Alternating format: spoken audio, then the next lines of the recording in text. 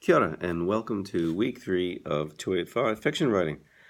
Well, this week should take us through the end of the main logistical arrangements for the course. So from here on out, after this week, hopefully we can just focus on reading, writing, and talking about fiction, which is the reason I know we're all here. But just to talk about those logistics one more time, by the end of this week, my expectation / hope is that everyone will have signed up for a workshop, and that the workshop's times and schedules will all be finalized, and that we'll know who's in a workshop and who's in a moderated peer review. If you haven't signed up with your tutor for a workshop time yet, please go to your tutorial workshop area, go to the poll, and choose a time that suits you.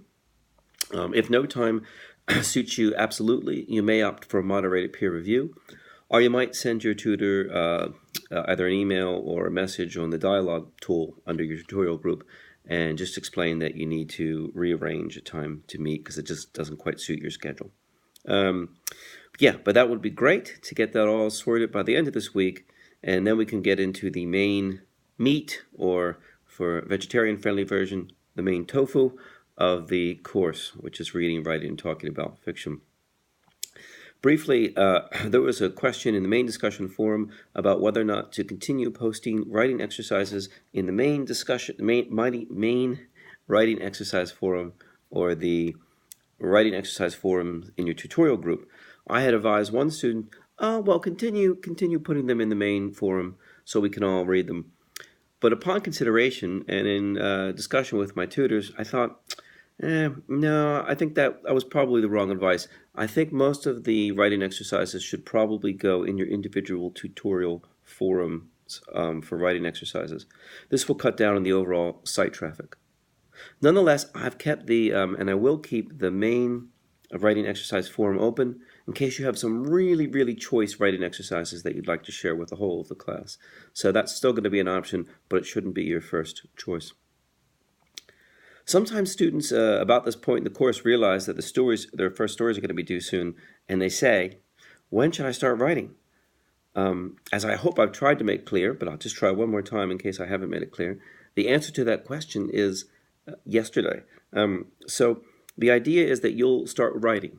And as I talked about before, I won't labor the point, but if you have a dedicated time set aside to write, the idea is that you'll come back to that time, or come back to that studio, that space, that practice, day after day, whenever you're working, and that at first you'll be mostly playing, you'll be doing writing exercises, you'll be writing sentences, you'll be taking sentences away. But as we come closer and closer to this first deadline, and the first stories are going to be due coming up here pretty soon in week 5, as you come close to that first deadline, you're going to want to try to start to shape this material into something that looks like a narrative, that looks like a whole story with a beginning, middle, and an end.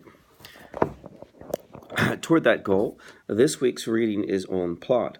And so when you read the material on plot, take a look at the plots of these sample stories and the plots of these other stories that we've read as well, and see if you can get your head around what makes them a story.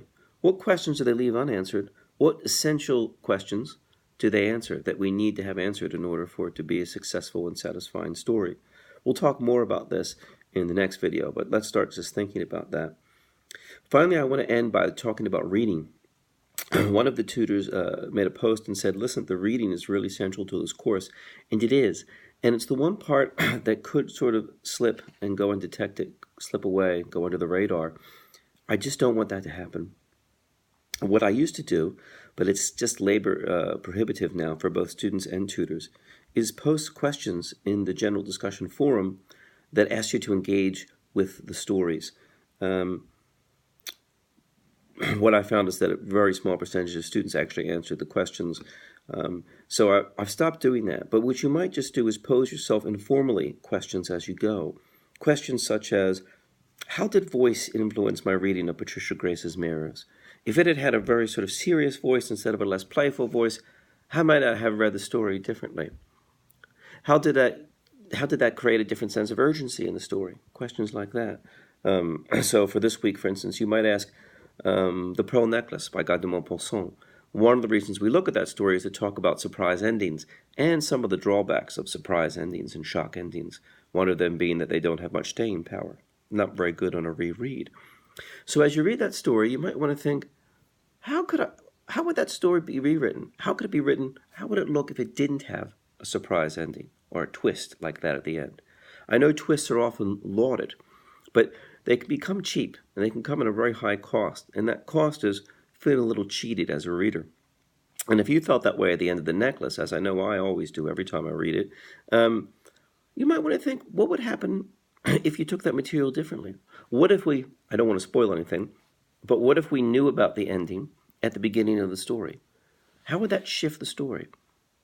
If we knew the great surprise that's going to be revealed, what then would be left to tell in the story? And I think there would be something left to tell, but I'd like you to think about what might be left to tell. And if you'd like to start talking about some of the stuff on the forums, if there's interest, you go ahead informally, and if people are interested, I'll join in too, pose some questions and interact as I have time during the week.